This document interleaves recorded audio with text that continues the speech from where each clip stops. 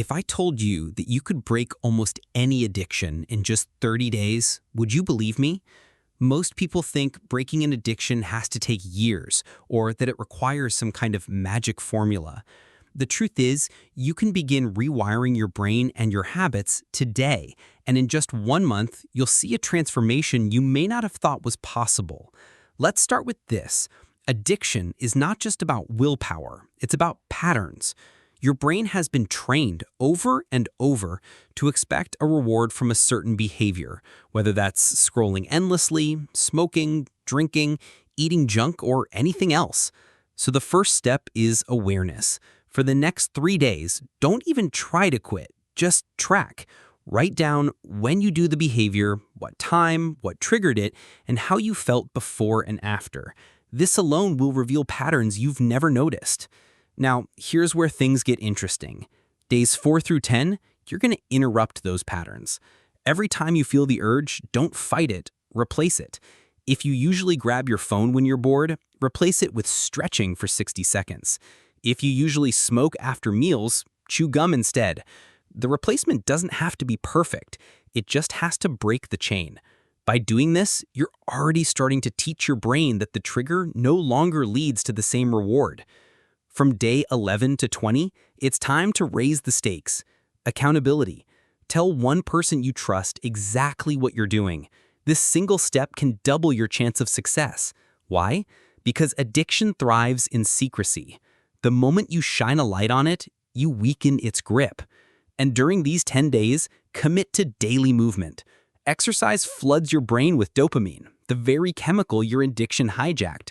But now, you're giving it back to yourself in a healthy way. Now here comes the final stretch, day 21 to 30. By this point, your brain is already starting to change, but cravings can still sneak in, and this is where most people quit. Not you. Every time the urge comes, use the 5-minute rule. Tell yourself, I can give in if I still want to after 5 minutes. Then distract yourself with something engaging. Call a friend, take a walk, blast some music. 9 times out of 10, the urge fades before those 5 minutes are up. At the same time, start visualizing your future self daily. Close your eyes for 2 minutes and imagine yourself 90 days from now, free from the addiction, with more energy, more focus, more pride in yourself. That picture in your mind becomes fuel when the old habit tries to creep back in. And here's the best part. When you hit day 30, you won't just feel different, you'll be different. Your brain will have begun creating new neural pathways. The thing that once controlled you won't have the same power anymore. Does that mean the cravings vanish forever? Not necessarily, but now you have the tools. You've proven to yourself that you can break free, and that confidence is what keeps you free. So here's my challenge for you. Start today. Don't wait for the perfect moment. Don't wait until you feel ready. The next 30 days are going to pass no matter what. You can either end them in the exact same place you are now, or 30 days closer to the version of yourself that's free. The choice is yours. Here's something most people don't realize. Your environment shapes your behavior more than your motivation ever will. If you're trying to break an addiction, but your environment is filled with reminders of that habit, you're fighting an uphill battle. So in this stage, look around your space. What's triggering you? Is it the snacks in the cupboard, the notifications on your phone, the bottle on the counter? Remove as many cues as you can. You don't need to rely on discipline if you're smart enough to design your environment for success. Now, let's talk about identity. This is one of the most powerful shifts you can make. Every time you resist the urge, don't just say, I didn't give in. Say to yourself, I'm becoming the kind of person who doesn't need that anymore. Because addiction doesn't only live in the body, it lives in the story you tell yourself. If your story is, I'm weak, I'm hooked, I can't stop, then every action will reinforce that. But if your story is, I'm breaking free, I'm stronger every day, I'm not controlled by this, then your brain starts catching up to that identity. There will be moments when you feel like you're failing, and that's actually part of the process. Slip-ups don't erase your progress. They're opportunities to learn. Instead of beating yourself up, ask, what triggered that? What can I do differently next time? Each time you analyze instead of criticize, you're building resilience. And resilience is the muscle that keeps you going long after motivation fades. Here's a trick that works almost like magic. Stack your habits. Let's say you already have a solid daily habit, like brushing your teeth, making coffee, or journaling. Attach your new replacement habit right after that. For example, if you're trying to quit late-night scrolling, pair putting your phone away with brushing your teeth. The stronger the anchor habit, the easier it is to wire in the new one. Another key is reward. Your brain got addicted because of rewards. It expects dopamine. If you only take away and never give back, your brain will fight you. So every day you go without giving in, reward yourself in some way. It could be as small as marking a big red X on your calendar or giving yourself 10 minutes of guilt-free relaxation. The act of celebrating trains your brain to crave progress instead of the addiction. And then there's visualization at the micro level. When the craving hits, don't just try to ignore it. Instead, close your eyes and play the tape forward. Imagine giving in. Imagine how you'll feel 5 minutes after, then 1 hour after, then the next morning. Usually, the short-term pleasure dissolves into long-term regret. Then flip the script. Imagine resisting. Imagine the pride you'll feel in 5 minutes, the confidence in 1 hour, the clarity the next day. This simple exercise shifts your brain from impulse to intention. And if you really want to supercharge this process, track your streaks. There's something incredibly motivating about seeing a chain of days stack up. It's proof right in front of your eyes that you're capable of change. Each day adds weight to your new identity, and the longer the chain, the harder it is to break. When you move beyond the first 30 days, something powerful starts happening. You've proven you can go without the addiction, but now the challenge is building a life that makes relapse unnecessary. This is where growth replaces grit.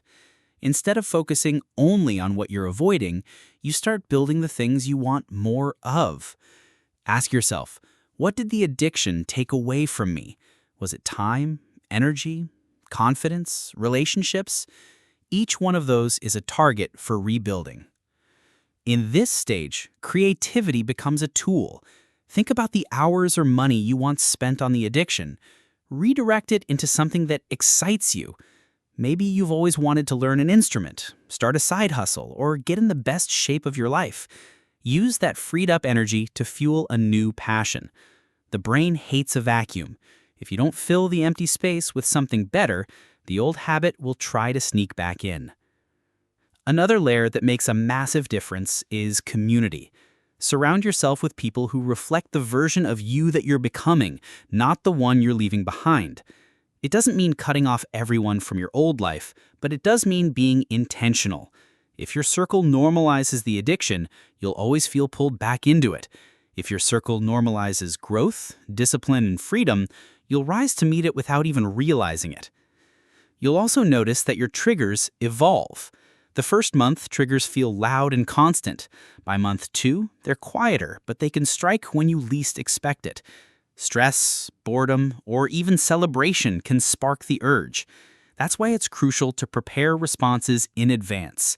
Write down your top 3 triggers and your exact replacement actions.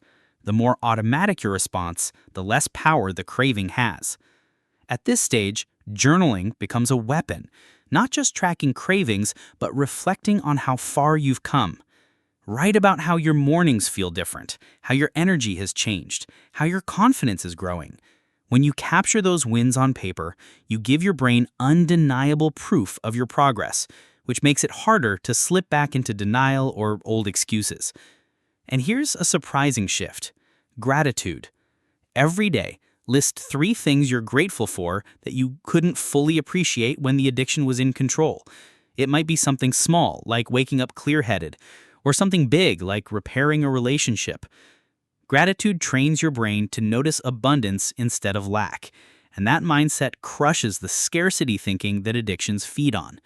When you stack these practices, environment design, identity shifts, habit stacking, rewards, visualization, community, journaling, and gratitude, you're not just breaking free, You're building a foundation so strong that going back feels impossible. Your brain starts craving the new life more than it ever craved the old habit, and that's when the transformation really begins to lock in. As you move into month 3 and beyond, you'll notice something almost shocking. The thing that once felt impossible to resist now feels like a distant memory. The cravings aren't gone forever, but they're weaker, and you're stronger.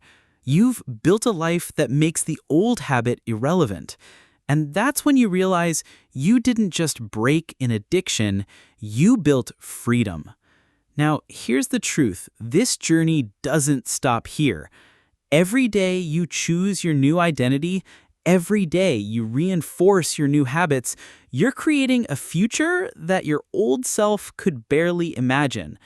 And the best part, you've already proven you can do it. If this video gave you clarity, motivation, or even that first spark of belief that change is possible, then make sure you hit like so more people can find it. Share it with someone who needs this exact message today, and subscribe, because I've got more step-by-step strategies coming to help you not just break free, but stay free for life.